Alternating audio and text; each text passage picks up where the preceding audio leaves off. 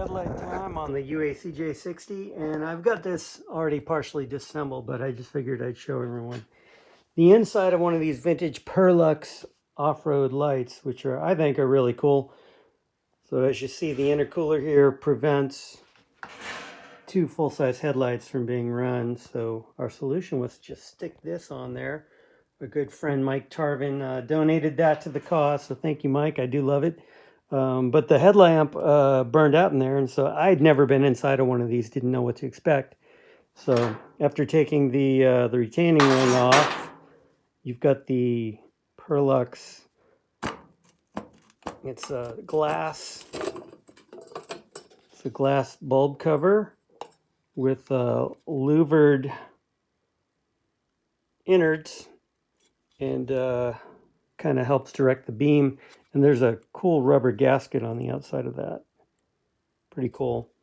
Anyway, and then inside you've just got an old school tractor slash semi truck headlamp. This one's an old GE 4412 fog lamp. So it's got about a 40-ish degree beam. And I looked for replacements. They have very cheap replacements online. But I just went to my local Napa, and this one was kind of expensive. This was about 30 bucks. It's probably, I don't know if it's any better than the cheapy $8, $9, $10 overseas import ones you get. But that's it. I'm just going to go ahead, undo the leads, put this new one in here, and then reassemble. And I should have two working headlamps again in the UACJ6D. And success.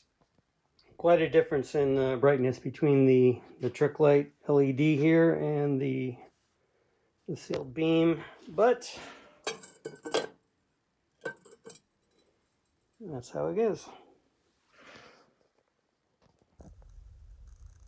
And that's what the Per-Lux cover in. That actually clamps the sealed beam in there against the back of the metal housing. And it's just time to install the retaining ring, which I think I'll do off camera, because I do need two hands. And there we are, good as new, all put back together.